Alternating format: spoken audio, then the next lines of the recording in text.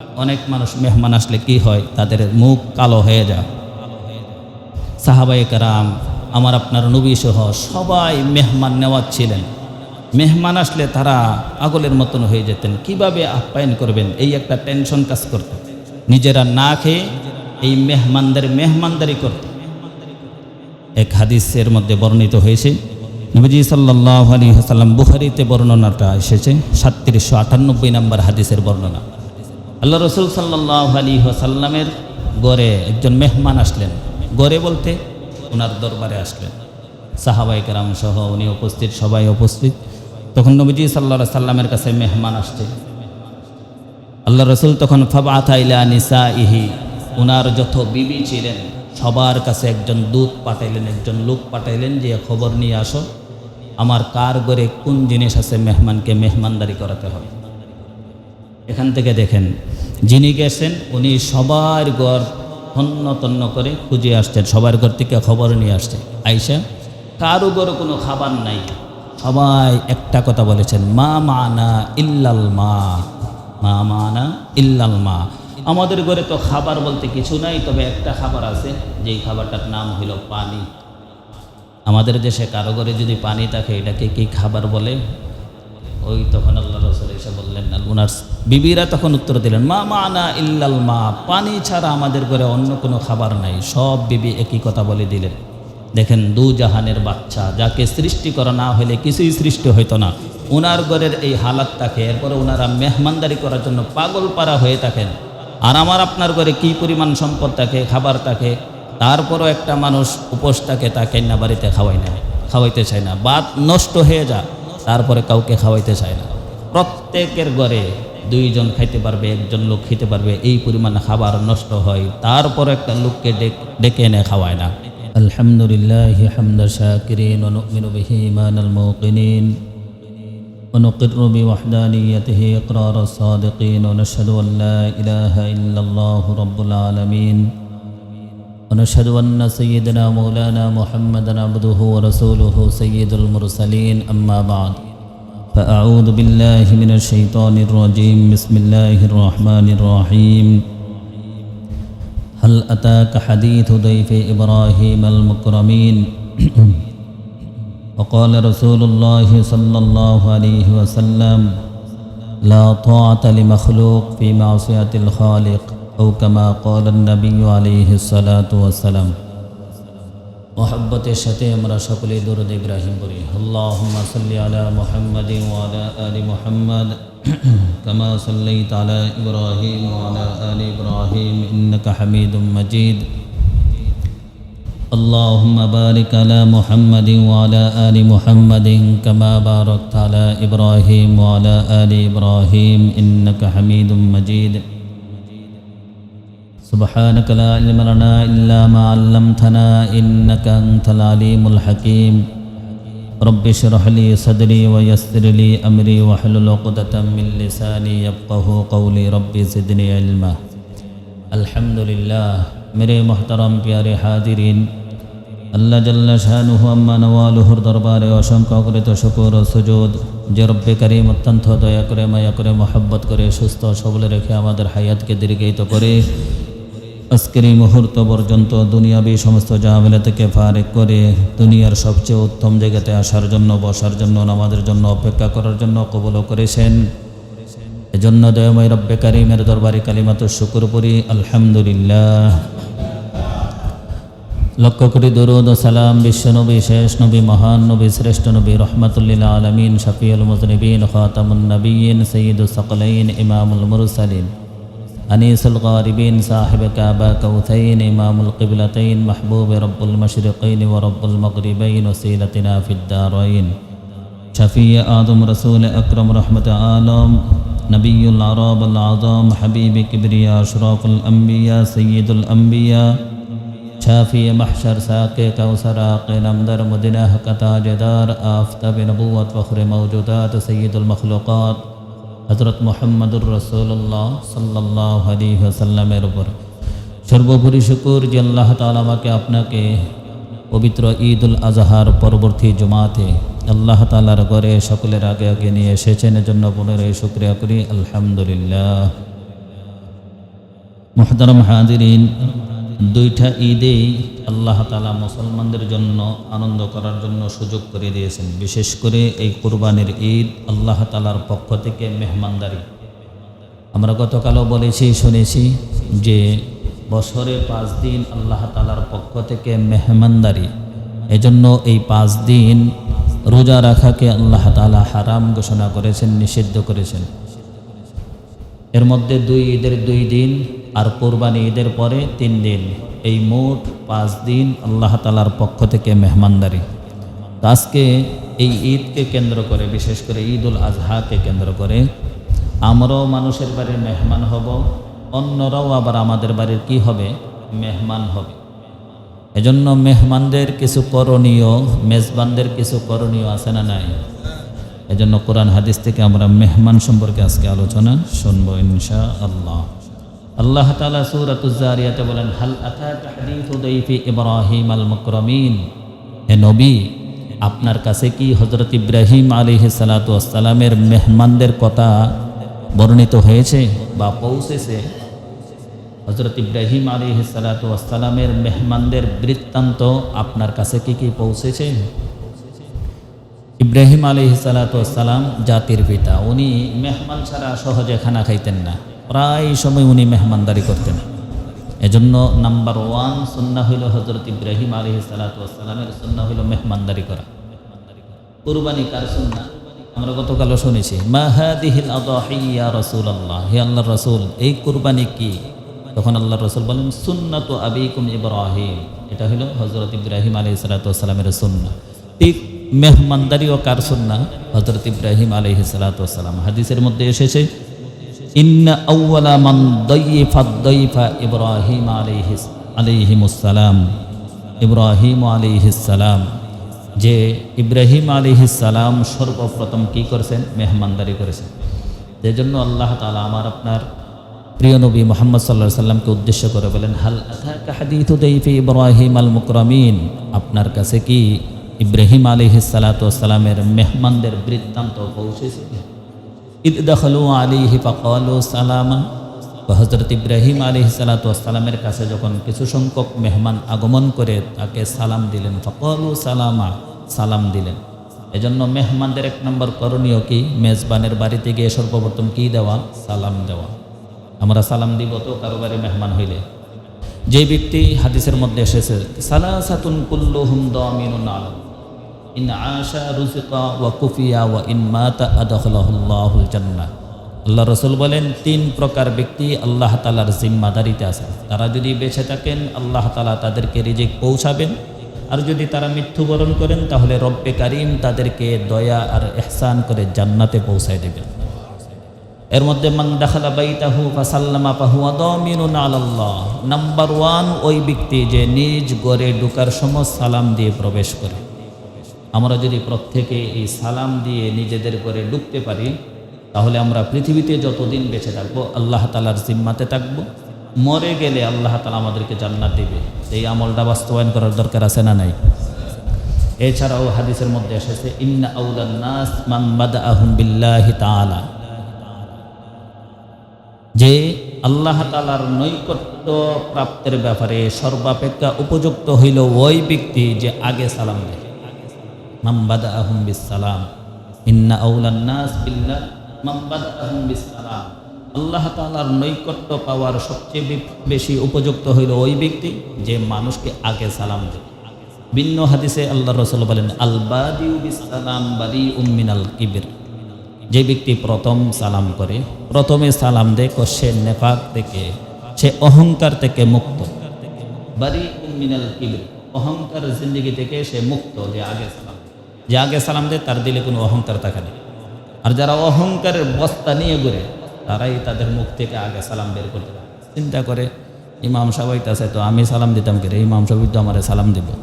আগের থেকে অপেক্ষা থাকে যে মুয়াজ্জিন এই রাস্তা দিয়ে আইতেছে, দেখি যদি সালাম না দেয় তো কমিটির লোকেরা জানাবো যে সালাম দিল না, মুয়াজ্জিন এটা গেল। কি মুয়াজ্জিন রাখছে, মাদ্রাসার মধ্যে কি শিক্ষক রাখছে আমাদের সামনে দিয়ে যা, কিন্তু সালাম দেয় না।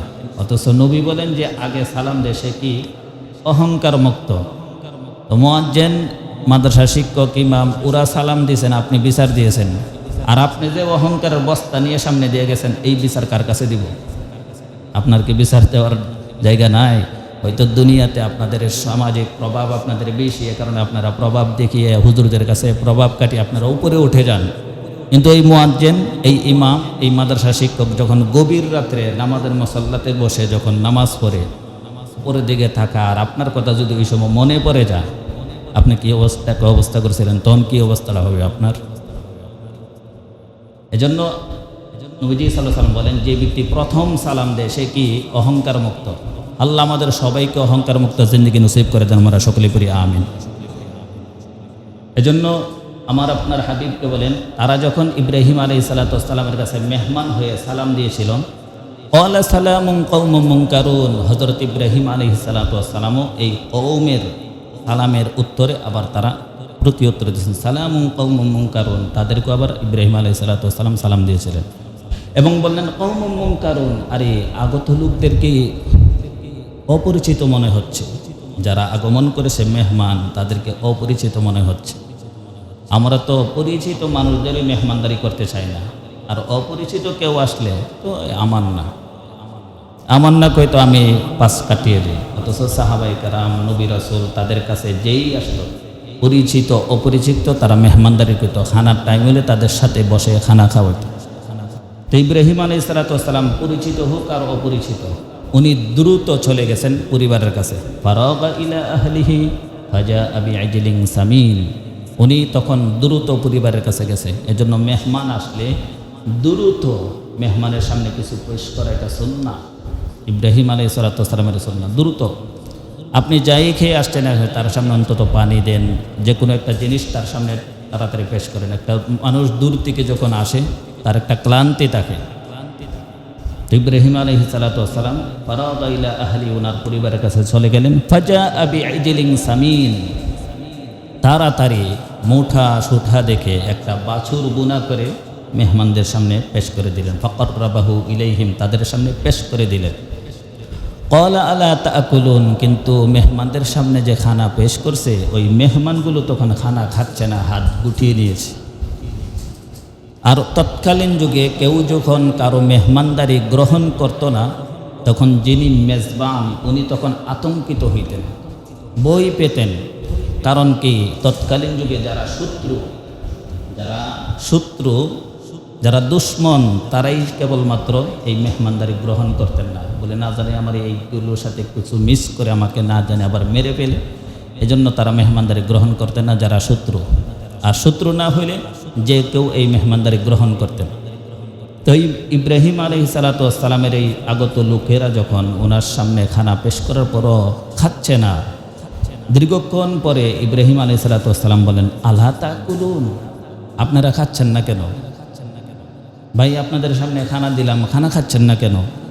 ফাআউজাসা মিনহুম খিফা, ফাআউজাসা ফি নাফসিহি খিফা, দুই জায়গায় দুইভাবে আয়াত এসেছে, 26 পারে এসেছে ফাআউজাসা মিনহুম খিফা, আর ফাআউজাসা ফি নাফসিহি খিফা এসেছে 12 নম্বর পারাতে। মানে হযরত ইব্রাহিম আলাইহিস সালাতু ওয়াস সালাম এই মেহমানদের মেহমানদারি গ্রহণ না করার কারণে উনি মনে মনে বই পেলেন যে তারা মনে হয় আমার শত্রু।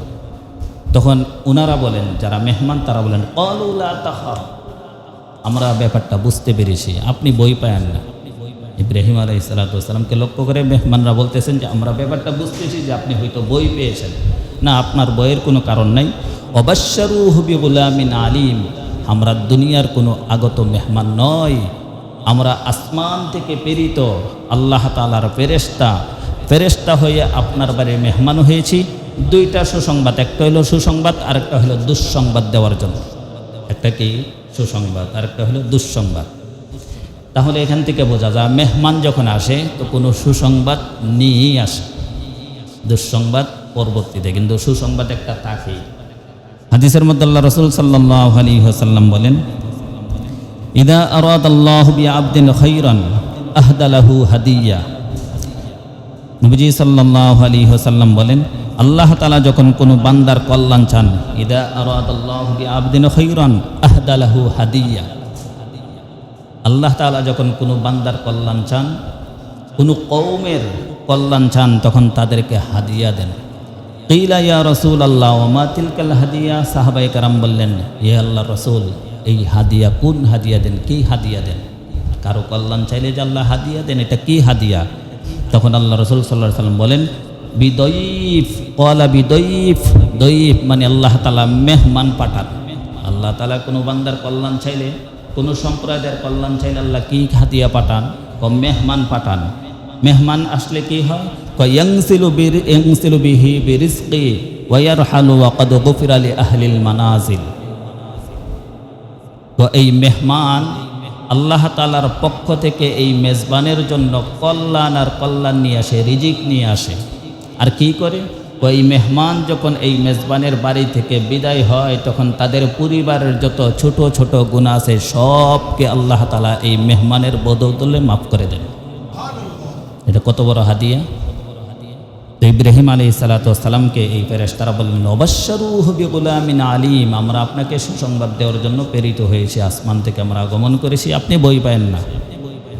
তাহলে ইব্রাহিম আলাইহিস সালাতু ওয়াস সালামের সুন্নাহ ছিল এই মেহমানদারি করা। আমার আপনার নবীর সুন্নাহ, আমার আপনার নবী নবুয়ত প্রাপ্ত হওয়ার আগ থেকেই উনি মেহমানদারির বৈশিষ্ট্য ছিল ওনার মধ্যে। উনি যখন গারে হেরাতে ছিলেন, কোরআন নাজিলের পাহাড়ে যখন উনি মগ্ন থাকতেন, হঠাৎ করে হযরত জিবরাইল আমিন যখন ওনার উপরে কোরআনের আয়াতগুলো নিয়ে আসলেন, এসে বললেন, ইকরা, আপনি পড়ুন। উনি বলেন, মা আনা বিকারিইন, আমি পড়তে জানি না। তো জিবরাইল ওনাকে ছাপ দিলেন, আল্লাহ রাসূল ভয় পাইলেন। পরক্ষণে আবার ওনার বই চলে গেল, আবার বললেন যে ইকরা মা আনা বিকারিইন, আমি তো পড়তে পারি না। তো আবারও ছাপ দিলেন। এভাবে 2 বার 3 বার করার পরে যখন তৃতীয়বারের মাথায় বললেন, ইকরা বিসমি রব্বিকাল্লাযী খালাক, আপনি পড়ুন সেই রবের নামে যিনি আপনাকে সৃষ্টি করেছেন। তখন টানা 5টা আয়াত আল্লাহ তাআলা আমার আপনার পেয়ারা নবী মুহাম্মদ সাল্লাল্লাহু আলাইহি ওয়াসাল্লামের জবান থেকে বের করে দিলেন।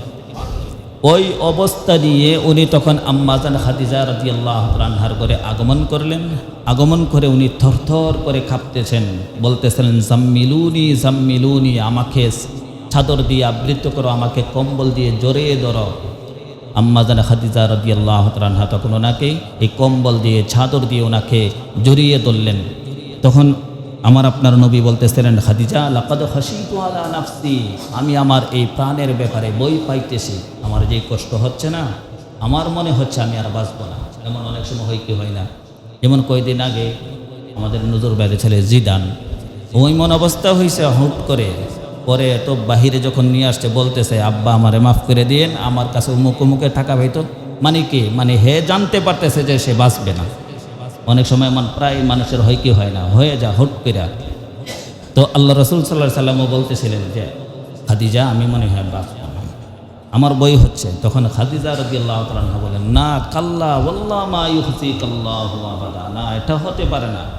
আপনার মধ্যে যেই বৈশিষ্ট্য আছে না, এই বৈশিষ্ট্য যেই সমস্ত মানুষের মধ্যে থাকবে, এই সমস্ত মানুষ, এই বৈশিষ্ট্যওয়ালা মানুষগুলো কখনো ধ্বংসপ্রাপ্ত হতে পারে না। 5টা বৈশিষ্ট্য আপনার মধ্যে আছে। নাম্বার 1, ইন্নাকা লাতাসিলুর রহিম, আপনি গেরে রক্তের বন্ধনকে মজবুত রাখেন, আত্মীয়তার বন্ধন আপনি ছিন্ন করেন না, অতএব আপনি ধ্বংস হতে পারেন না। 2 নম্বর, ওয়া তাহমিলুল কাল্লা, যারা বোঝা বহন করতে পারে না, দুর্বল মানুষ, অক্ষম মানুষ, তাদের বোঝাকে আপনি বহন করে তাদের বাড়ি পর্যন্ত পৌঁছায় দেন, অতএব আপনি ধ্বংস হতে পারেন না। ওয়া তাকসিবুল মাদুম, 3 নম্বর হইল আপনি অসহায় মিসকিনদের মানুষ, এই সমস্ত মানুষদের পাশে গিয়ে আপনি সবার আগে দাঁড়ান, অতএব আপনি ধ্বংস হতে পারেন না।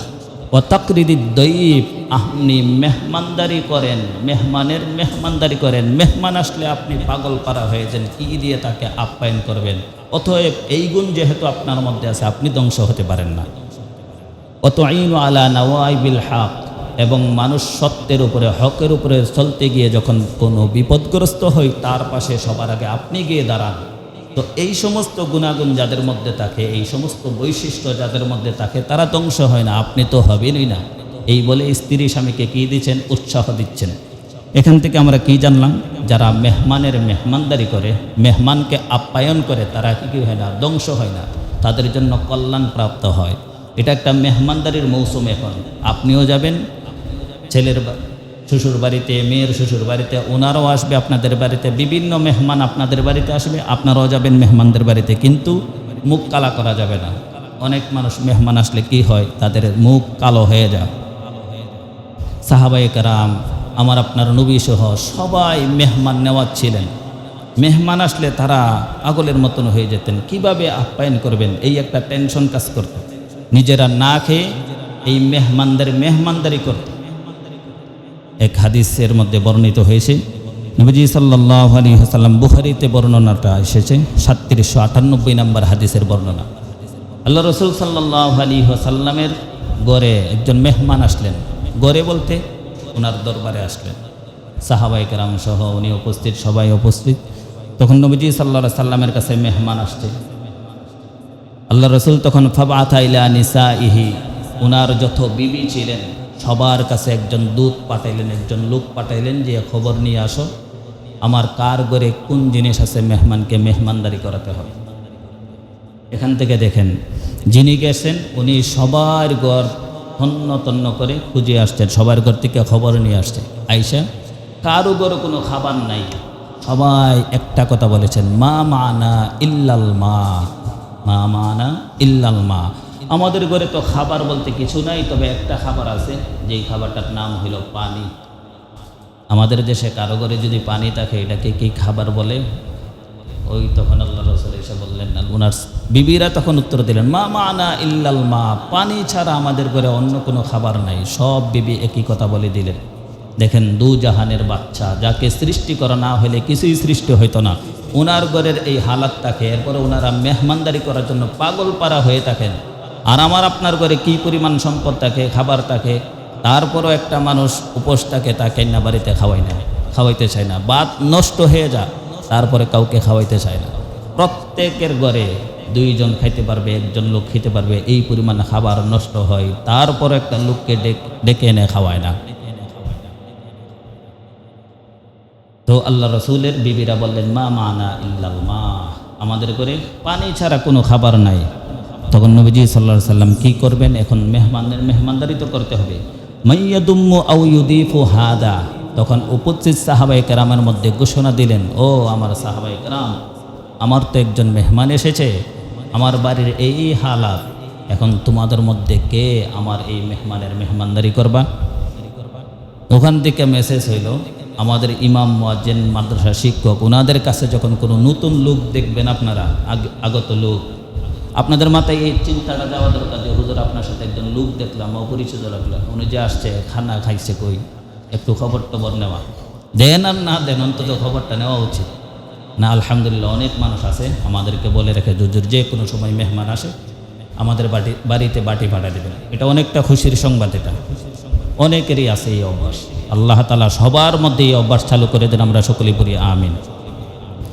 তো আল্লাহ রাসূল যখন এই ঘোষণা দিলেন, ফাকালা রাজুলুম মিনাল আনসার আনা, একজন আনসার সাহাবী দাঁড়িয়ে গেলেন, হে আল্লাহ রাসূল, আমি তৈরি আছি, আমার বাড়িতে মেহমানদারি করার জন্য আমি তৈরি আছি। তো এই মেহমানকে নিয়ে এই আনসার সাহাবী, আনসারদের কথা একটু না বললেই নেই। আনসার কারা? যারা দ্বীনের জন্য আগত মুহাজিরদেরকে সাহায্য সহযোগিতা করে, তাদেরকে বলা হয় আনসার। আর মুহাজির কারা? মুহাজির হইলে যারা আল্লাহর দ্বীন নিয়ে হিজরত করে এক জায়গা থেকে অন্য জায়গায় যায়, তাদেরকে কি বলে? মুহাজির। মক্কা থেকে যারা হিজরত করে মদিনা গেলেন, ওনাদেরকে বলা হয় মুহাজির। আর মদিনাতে থেকে যারা ইসলামের জন্য সাহায্য সহযোগিতা করলেন, তাদেরকে কি বলা হয়? আনসার। পুলিশের আনসার আছে না, ওই লোকদেরকে কি বলে? আনসার কেন বলে? যে ওরা সাহায্য সহযোগিতা করবেন, কিন্তু কিসের সাহায্য সহযোগিতা? ওরা আরও ঘুষ খায় আমাদের কাছ থেকে।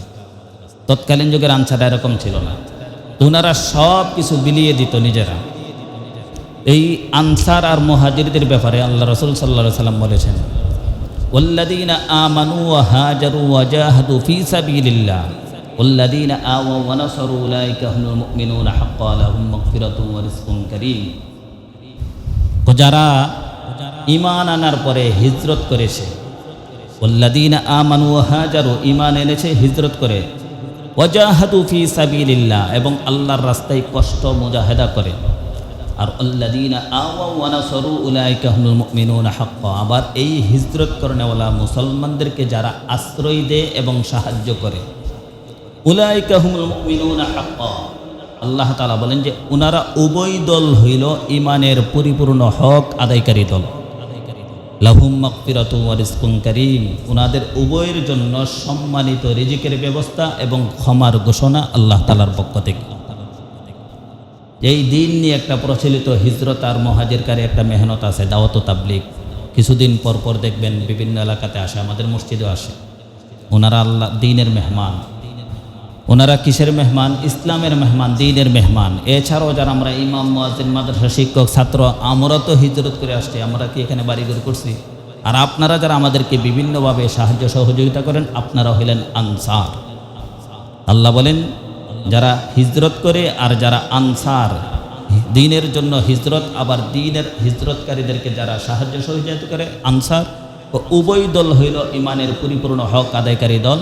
উভয় দলের জন্য রয়েছে ক্ষমা, উভয় দলের জন্য রয়েছে সম্মানিত রিজিকের ব্যবস্থা। হাদিসের মধ্যে আল্লাহ রাসূল সাল্লাল্লাহু আলাইহি ওয়াসাল্লাম বিশেষভাবে যারা আনসার সাহায্য করে তাদের ব্যাপারে বলেছেন, আল্লাহুম্মা গফির লিল আনসার, হে আল্লাহ আপনি যারা আনসার তাদেরকে আপনি মাফ করে দেন। ওয়ালি আবনাইল আনসার, যারা সাহায্যকারী যারা আনসারদের সন্তানদেরকে আপনি মাফ করে দেন। ওয়ালি আবনাইল আনসার, আনসারদের সন্তানদের অর্থাৎ তাদের নাতিপুতিদেরকেও আপনি মাফ করে দেন। আল্লাহ রসুল বিশেষভাবে যারা দিনে সাহায্য করে তাদের জন্য এই দোয়া করেছেন। একজন আনসার সাহাবী উনি দাঁড়িয়ে গেলেন, ইয়া রাসূলুল্লাহ আমি আপনার মেহমানদারি করতে প্রস্তুত। ফান্তালাকা বিহি ইলা ইমরাতি, তখন উনি ওনার মেহমান নিয়ে বাড়িতে রওনা দিয়েছেন। বাড়িতে যখন গেছে গিয়া বিবিকে বলে, আকরিমি দাইফা রাসূলিল্লাহি সাল্লাল্লাহু আলাইহি ওয়াসাল্লাম, বিবি আমার, আমি তো সাথে মেহমান নিয়ে এসেছি, সাধারণ কোনো মেহমান না, নবীজি সাল্লাল্লাহু আলাইহি ওয়াসাল্লামের মেহমানকে আমি সাথে নিয়ে এসেছি। অতএব সযত্নে সুন্দরভাবে উত্তমভাবে তুমি মেহমানদারির ব্যবস্থা করো, এই মেহমানের জন্য কোনোভাবে কোনো কষ্ট না হয়। তখন বিবি বলে, স্বামী আমার, আপনি যে মেহমান নিয়ে এসেছেন আপনার কি বাড়ির কোনো খবর আপনার কাছে আছে? আপনি যে মেহমানটা নিয়ে আসছেন আল্লাহ রাসূলের মেহমান, তাকে আমরা কিভাবে আপ্যায়ন করব? মা ইনদানা ইল্লা কুতু সিবিয়ানি, আমাদের ঘরে তো বাচ্চা খেতে পারে এই খাবার ছাড়া ভিন্ন কোনো খাবার নাই। আমাদের ঘরে খাবার আছে কিন্তু কে খাইতে পারে? বাচ্চারা খেতে পারে। যেমন বাচ্চাদের কি থাকে, সুজি থাকে, যেমন ছোট ছোট মানে বাচ্চা জাতীয় যেসব খাবার এগুলো। ঘরের যে স্ত্রী বলতেছে, আপনি তো মেহমান নিয়ে আসছেন ঠিকই, কিন্তু আমাদের ঘরে তো বাচ্চা খেতে পারে, বাচ্চা খাওয়ার উপযোগী খাবার ছাড়া আর কোনো খাবার নাই, কিভাবে মেহমানদারি করব? তখন এই স্বামী বলে, যা আছে বাচ্চাদের খাবারই তুমি তৈরি করো এবং বাচ্চাদেরকে তুমি ঘুম পাড়ায় দাও এবং বাতিটা ঘর থেকে তুমি নিভিয়ে দাও, খাবার প্রস্তুত করো। তো বিবি স্বামীর অর্ডার শুনেছে, খাবার প্রস্তুতি লেগে গেছে। আমার আপনার বাড়ির স্ত্রী হইলে মাথার মধ্যে বাড়ি মাল হইলে, ঘরে কোনো খাবার নাই, তুমি বাজার করো, মেহমান জানছ, আরও উল্টা শাসাই লইল। স্ত্রীর কারণে অনেক মানুষ অতিষ্ঠ। স্ত্রী ঘরের একটা শান্তির প্রতীক। যেই ঘরের স্ত্রী যত শান্ত শিষ্ট ক্ষুধাবিরু আল্লাহওয়ালা, সেই ঘরে আল্লাহ তাআলা তত বরকত নাজিল করেন। তো এই স্ত্রী বলতেছে যে আপনি মেহমান নিয়ে এসেছেন, বাচ্চারা খাইতে পারে এই খাবার ছাড়া ভিন্ন কোনো খাবার নাই। স্বামী বলতেছে এটাই তুমি তৈরি করো, বাচ্চাদেরকে ঘুম পাড়ায় দাও, যে খাবার হইতেছে এই পাখে দাও, তারা যেন ঘুমিয়ে যায়। স্ত্রী এটাই করলো, খাবার প্রস্তুত করলো, বাচ্চাদেরকে ঘুম পাড়ায় দিল, বাতি নিভিয়ে দিল। ওনারা তখন দুইজন, তৎকালীন যুগে তো মেহমান মেজবান ছাড়া খান না। খানা যখন সামনে এসেছে তখন বাতি ঠিক করার অভিনয় করে তখন বাতিটাকে স্ত্রী নিভিয়ে দিল স্বামীর কথা অনুযায়ী। আর ওনারা দুইজন খেইতেছে, এমন একটা আওয়াজ হোক এভাবে মুখ নাড়তেছে, আর বাকি মেহমানের সামনে খাবার দিছে, মেহমান খাচ্ছে। এই যে একটা ঘটনা, হৃদয় বিদারক ঘটনা, যে ওনাদেরও প্রয়োজন, ওনাদের ঘরে খাবার নাই, বাচ্চাদের প্রয়োজন খাবার, বাচ্চাদের খাবার নাই ভিন্ন কোনো খাবার। ওনারা নিজেরা না খেয়ে বাচ্চাদেরকে না খাওয়িয়ে মেহমানকে যে এই খাবারটা খাওয়াইছেন, আল্লাহ তাআলা দেখছেন কি দেখেন নাই? আল্লাহ তাআলা দেখেছেন। পরের দিন সকালবেলা যখন মসজিদে নববীতে গেছে নামাজ পড়ার জন্য, তখন আল্লাহ রাসূল সাল্লাল্লাহু আলাইহি সাল্লাম বলেন যে তোমরা কি কাজ করলা? রাত্রেবেলা যেই কর্মকাণ্ড তোমরা স্বামী স্ত্রী করেছ, তোমাদের এই কর্মকাণ্ডের ব্যাপারে আল্লাহ তাআলা স্বয়ং নিজে হাসি মেরেছেন। আল্লাহ তাআলা স্বয়ং সন্তুষ্ট হয়ে গেছেন তোমাদের এই কর্মকাণ্ড দেখে। তোমরা কি এক আজীব কর্মকাণ্ড ঘটিয়ে দিলা, আল্লাহ খুশি হয়ে গেছে, আল্লাহকে হাসিয়ে ফেলছে। যারা আল্লাহকে হাসাইতে পারে, আল্লাহকে খুশি করে দেয়, তাদের জন্য কি জান্নাত। আমরা তো নেতাকে কিভাবে হাসাইতে পারি, নেতাকে কিভাবে খুশি করতে পারি, নেতার পাশে দাঁড়িয়ে কিভাবে একটা ক্লিক নিতে পারি, এই চিন্তায় বিভোর থাকি। আল্লাহ সন্তুষ্ট হোক এই চিন্তা তো আমাদের মাথায় আসে না। আল্লাহ রসুল সাল্লাল্লাহু সাল্লাম সাহাবাই কেরামকে বললেন, এই সাহাবিকে বললেন, তুমি যে কাজ করেছো আল্লাহ তোমার প্রতি সন্তুষ্ট হয়ে আল্লাহ নিজে হেসে দিয়েছেন। এরপর আল্লাহ তাআলা খুশি হয়ে সূরাতুল হাশরের আয়াত নাযিল করে দিলেন, ওয়ায়ুফিরুনা আলা আনফুসিহিম ওয়ালাউ কানা বিহিম খাসাসা। আরে তারাই তো সেই সমস্ত লোক যারা নিজেদের প্রায় ভীষণ প্রয়োজন থাকার পরও অন্যকে নিজের উপরে প্রাধান্য দেয়। তারা হইল সেই সমস্ত লোক, নিজেদের প্রয়োজন ছিল খাবারের, নিজের সন্তানদের প্রয়োজন ছিল খাবারের, এরপরও নিজেরা না খেয়ে নিজেরা উপবেশ থেকে মেহমানকে খাবার খাওয়াই দিছে, অন্যকে নিজের উপর প্রাধান্য দিয়েছেন। আল্লাহ তাআলা বলেন, ওমাইয়ুকা শুহা নাফসিহি ফাউলাইকা হুমুল মুফলিহুন। যাদেরকে আল্লাহ তাআলা মনের কার্পণ্য থেকে হেফাজত করেছেন, মনের কার্পণ্য থেকে যাদেরকে আল্লাহ তাআলা বাঁচিয়ে রেখেছেন, তারাই হলো প্রকৃত সফল কাম। আমরা তো চিন্তা করি না মেহমানরে খাওয়াইলে পরবর্তী অক্ত কী খাবো আমরা, তাক তো আসছে যখন চলে যাক, দেখেও না দেখার বান করে থাকি, চলে যাক না। মেহমান নেওয়াজি সমস্ত সাহাবায়ে কেরামের সুন্নাহ, ইব্রাহিম আলাইহিস সালাতু ওয়াস সালামের সুন্নাহ, আমার আপনার নবীর সুন্নাহ। আল্লাহ হেসে দেন। আল্লাহ কোনো বান্দার কল্যাণ চাইলে তার বাড়িতে মেহমান পাঠান। এই মেহমানের আগমনে মনে কষ্ট নিয়েন না। প্রায় সময় এই জিনিসটা কইলেন, নিজে একবেলা না খেয়ে নিজের খাবারটা অন্যকে খাওয়াই দিয়েন। আপনি তো পরবর্তীতে ইচ্ছা করলে আপনার বিবিকে দিয়ে ভাগ করে খেতে পারবেন, অথবা দোকান থেকে কিছু খেতে পারবেন, কিন্তু ওই যে আরেকটা লোককে নিজে না খেয়ে নিজের প্রয়োজন থাকার পরও যে অন্যকে খাওয়াই দিলেন, এটার দ্বারা কে খুশি হন? আল্লাহ খুশি হন। আল্লাহ হেসে দেন, আল্লাহ রাজি খুশি হয়ে যান। এজন্য এই একটা মেহমানদারির মৌসুম চলতেছে, সবাই মেহমানদারি করবে। আহলুস সুফফা, আসহাবুস সুফফা, মসজিদে নববীর পাশে মাদ্রাসা ছিল। এই মাদ্রাসার মধ্যে শত শত ছাত্র খেয়ে না খেয়ে পড়ে থাকতেন। এর মধ্যে একজন ছাত্র ছিল আবু হুরায়রা রাদিয়াল্লাহু তাআলা। হাদিসের কিতাব উল্টাইলেই ওনার নাম পাইবেন, আবু হুরায়রা। উনি বলেন যে আমি পেটে বাতে আল্লাহ রাসূলের দরবারে পড়ে থাকতাম, যাই তো খাইতাম, নাইলে এমনিতেই পড়ে থাকতাম। প্রায় সময় মানুষ মনে করতো আমার মনে মির্কি বেমার হয়েছে, পেটের খিদায় উপর উপরে আমি পড়ে থাকতাম, অথচ আমার এই রূপ নাই, কিন্তু পেটের খিদা আমি পড়ে থাকতাম। এই আসহাবে সুফফা একটা মাদ্রাসা, এই মাদ্রাসাতে যে সমস্ত ছাত্ররা এলেম শিখত, বিদ্যা শিখত, মদিনার মাদ্রাসার নাম আহলুস সুফফা বা আসহাবে সুফফা। আর মক্কাতেও একটা মাদ্রাসা ছিল, ওই মাদ্রাসার নাম ছিল দারুল আরকাম। তো এই আহলুস সুফফা মাদ্রাসার ছাত্রদেরকে যখন রাত্রিবেলা হইতো, ইদা আমসাও, যখন সন্ধ্যা হইতো, ইনতলাকার রাজুলু বির রাজুল, একজন সাহাবী একজন ছাত্রকে সাথে নিয়ে যাইতেন মেহমানদারি করার জন্য। ইনতলাকার রাজুলু বির রাজুলাইন, কেউ বা দুইজনকে সাথে নিয়ে যাইত মেহমানদারি করানোর জন্য। ওর রাজুলু বিল খামসা, কোনোজন আবার 5 জন নিয়ে যাইত মেহমানদারি করানোর জন্য। ফাআম্মা সাআদ ইবনে উবাদা একজন সাহাবী, সাআদ ইবনে উবাদা একজন সাহাবী। উনি কি করতো? ফাইন্নাহু কানা ইয়ানতালিকু বিসামানিনা কুল্লা লাইলাতিন, উনি প্রতি রাত্র 80 জন ছাত্র মেহমানদারি করতো। 80 জন ছাত্র মেহমানদারি। তা আমাদের এখানে মাদ্রাসার ছাত্র আছে, আমাদের তো প্রায় সময় মনে হয় অনেকে এসে বলে, হুজুর আগামীকাল দুপুরে সব ছাত্রের দাওয়াত। এটা ওখান থেকে চলে আসছে। আপনি করবেন মেহমানদারি, ফাঁকে ফাঁকে করবেন, 2 জন ছাত্র নিয়ে খাওয়াবেন, 5 জন ছাত্র নিয়ে খাওয়াবেন, মাঝে মাঝে আল্লাহ যখন তৌফিক দেয় সবাইকে খাওয়াবেন।